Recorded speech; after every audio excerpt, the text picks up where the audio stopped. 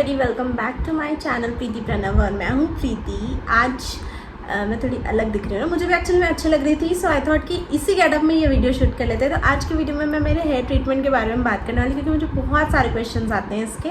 और मैंने मेरे इंस्टा पर आप लोगों से क्वेश्चन भी पूछा था कि मेरे हेयर ट्रीटमेंट रिलेटेड आप लोगों के क्या क्या डाउट्स हैं, एक ही बार पूछ लो सो दैट मैं उसमें वीडियो बना लूँ और बहुत सारे लोगों के जो डाउट है वो क्लियर हो जाए। वैसे मैं बता दूँ, मेरे हेयर आज मतलब ऑयली हो रखे हैं, गंदे हो रखे हैं, बट फिर भी क्योंकि मैंने करवाया है ट्रीटमेंट तो थोड़े प्रेजेंटेबल लग रहे हैं, बट उतने ज़्यादा शाइनी नहीं लग रहे जितना कि एक्चुअल में डेली लगते हैं।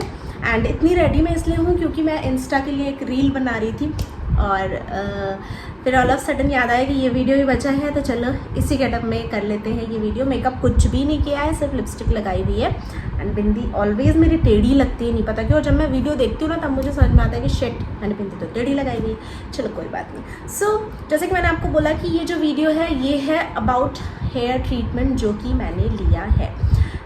मैंने आई थिंक थर्ड टाइम कोई हेयर ट्रीटमेंट लिया है। मैंने 2021 में और 2021 में मैंने फर्स्ट टाइम हेयर ट्रीटमेंट लिया था मेरे बिल्कुल वर्जिन हेयर पर, जो कि था केरा स्मूथनिंग। फिर उसके बाद में मैंने 2022 में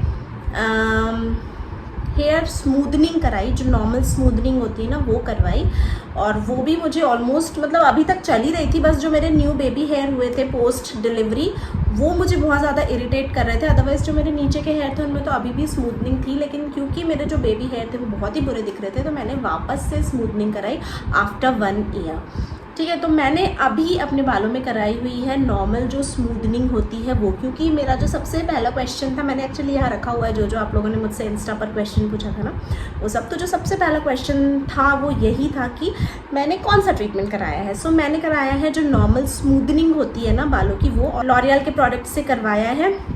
एंड आप किसी भी पार्लर में करवा सकते हैं। आजकल तो जो स्मूदनिंग है वो बहुत ही इनएक्सपेंसिव है, बहुत महंगी नहीं है। कितने में हुई मेरी ये मैं आगे बताऊंगी, क्योंकि ये क्वेश्चन भी आया है कि कॉस्ट क्या था उस ट्रीटमेंट का, तो ये भी आगे इस वीडियो में मैं बताने वाली हूँ। तो जो सबसे पहला क्वेश्चन था कि कौन सा हेयर ट्रीटमेंट लिया मैंने, तो मैंने लिया हेयर स्मूदनिंग। नेक्स्ट क्वेश्चन है कि क्या पोस्ट हेयर ट्रीटमेंट मेरे हेयर फॉल रुके हैं। तो देखो, एक बहुत ही बड़ा मिसकंसेप्शन है कि ये जो हेयर ट्रीटमेंट्स होते हैं ये करने के बाद में हेयर फॉल रुक जाते हैं, लेकिन नहीं, ऐसा कुछ नहीं है। इन हेयर ट्रीटमेंट्स का हेयर फॉल रुकने से कोई संबंध नहीं है। इनफैक्ट बहुत सारे लोगों के हेयर फॉल बढ़ जाते हैं, क्योंकि ये ऑफकोर्स एक केमिकल ट्रीटमेंट है, ये कोई बहुत अच्छी चीज़ नहीं होती है आपके बालों के। मैंने इसलिए कराया क्योंकि मुझे प्रेजेंटेबल लगता है, और प्लस मेरा जो फर्स्ट एक्सपीरियंस था स्मूदनिंग का वो अच्छा था, मुझे हेयर फॉल नहीं हुए। मुझे ऑलमोस्ट 10 मंथ्स के बाद में हेयर फॉल हुए स्मूदनिंग कराने के, जो कि मेरा पोस्टपार्टम हेयर फॉल था, बेबी होने के बाद में जो हेयर फॉल होता है ना वो था। तो मेरा फर्स्ट एक्सपीरियंस अच्छा था इसलिए मैंने दोबारा करा लिया। लेकिन बहुत सारे लोगों का फर्स्ट एक्सपीरियंस भी अच्छा नहीं होता है। अगेन डिपेंड करता है आप कहाँ से करा रहे हो, कैसे करा रहे हो, इसलिए थोड़ा एक्सपीरियंस जगह से कराओ जहाँ आपको ट्रस्ट हो कि आपके बालों के साथ कुछ गलत नहीं होगा। और मुझे नहीं पता, मतलब इस हेयर ट्रीटमेंट का बाल झड़ने से या बाल झड़ना रुकने से कोई संबंध नहीं है। हाँ, अगर आपके बाल उलझ करके टूटते हैं तो आपको ऑफकोर्स आराम मिलेगा, क्योंकि इससे बाल इतने स्मूथ हो जाते हैं कि बाल उलझते नहीं हैं। तो ऐसे देखा जाए तो नॉर्मली या डायरेक्टली आपके हेयर फॉल पर इस ट्रीटमेंट का कोई असर नहीं पड़ता है।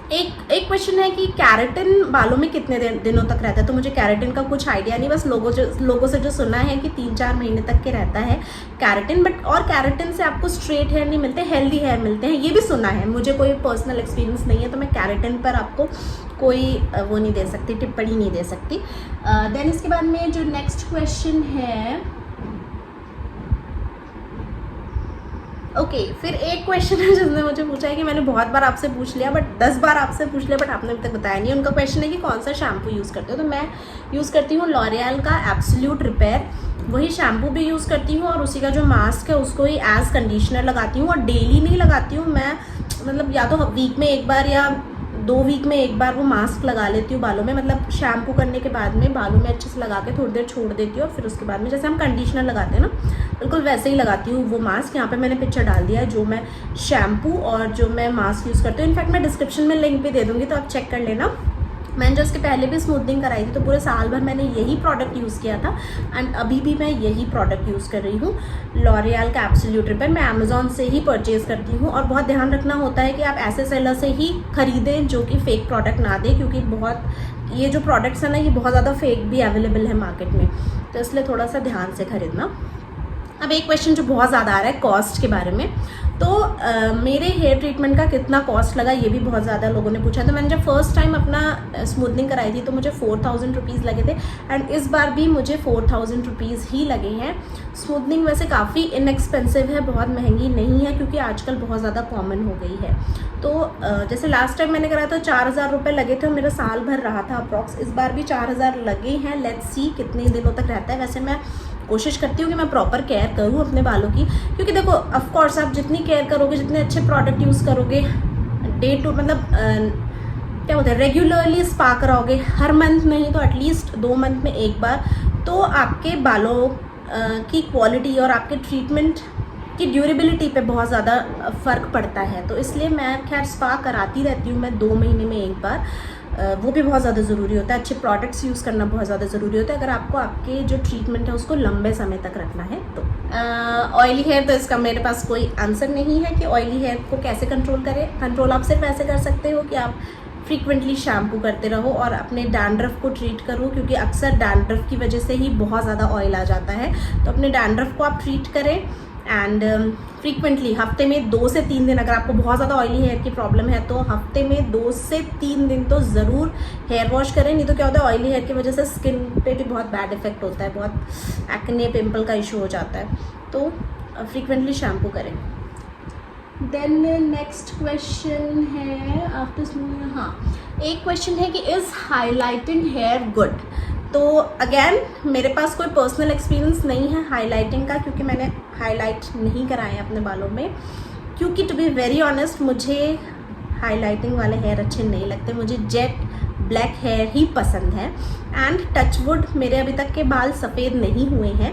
हाँ 2-4 मिलेंगे आपको इधर इधर, क्योंकि ऑफकोर्स अब मैं भी 30+ हो गई हूँ तो थोड़े थोड़े बाल पकना स्टार्ट हो गए हैं, लेकिन इतने ज़्यादा नहीं है कि वो बहुत ज़्यादा विजिबल हैं। तो मैंने ऐसा सोच के रखा है कि जब मेरे बहुत ज़्यादा वाइट होने लगेंगे बाल तब मैं हाइलाइट्स कराऊंगी। और ऐसा कोई ज़रूरी नहीं है कि अगर आपके बाल पक रहे हैं तो ही आप हाइलाइट्स कराएं, ऑफ कोर्स हर कोई करा सकता है, बट मैं अभी फ़िलहाल मेरे जो काले बाल हैं ना उनको एंजॉय कर रही हूँ। और मुझे नहीं पता क्यों काले बाल ही ज़्यादा अच्छे लगते हैं, मुझे वो कलर्ड हेयर्स नहीं पसंद आते। आगे जाके हो सकता है करवाऊँ जब मेरे थोड़े से ऐसा लगे कि हाँ टचअप की ज़रूरत है बालों को, तो मैं हाइलाइट्स ही करवा लूँगी।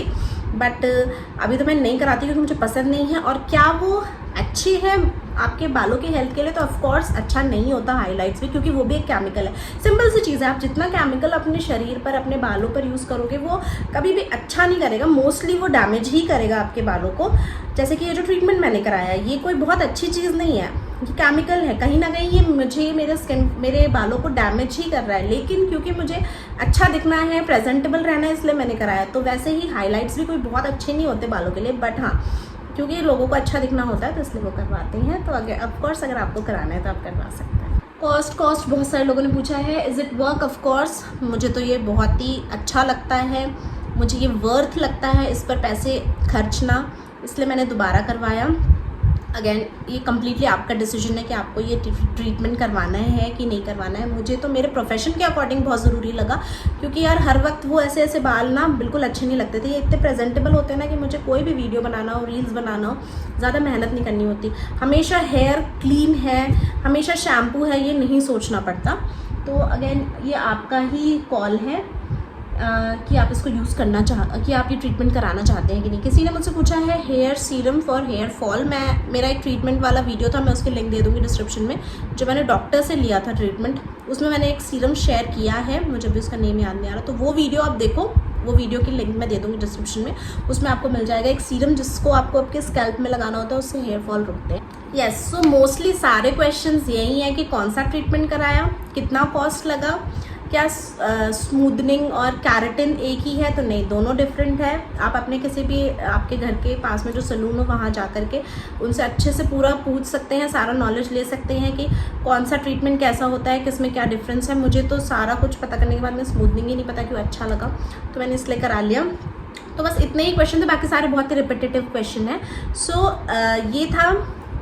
And yes, one more thing, smoothening कराने के इमीडिएटली बाद फॉर 1 मंथ आप ऑयलिंग नहीं कर सकते हैं, तो मैं अभी बालों में ऑयलिंग नहीं कर रही हूँ। उसके 1 मंथ के बाद में आप हमेशा जैसे आप रेगुलरली ऑयलिंग किया करते हैं वैसा आप ऑयलिंग कर सकते हैं। एक अच्छा सीरम आप इस्तेमाल कर सकते हैं, मैं तो लॉरियल का इस्तेमाल करती हूँ। शैम्पू भी आपको अच्छा करना चाहिए। सो इन शॉर्ट, आप जितनी अच्छी केयर करेंगे आपके बाल भी उतने अच्छे रहेंगे। तो ये था छोटा सा video about my hair treatment, मैंने कौन सा हेयर ट्रीटमेंट लिया। एंड अगैन फिर से रिपीट करूँगी कि मैं किसी को फोर्स नहीं कर रही हूँ ये ट्रीटमेंट कराने के लिए, मैं सिर्फ अपना व्यू शेयर कर रही हूँ और मुझे जो क्वेश्चंस पूछे जाते हैं हेयर ट्रीटमेंट रिलेटेड वो मैं शेयर कर रही हूँ आपके साथ में। सो वीडियो अच्छा लगा होगा तो लाइक ज़रूर कर देना। मिलते हैं नेक्स्ट वीडियो में, बाय बाय।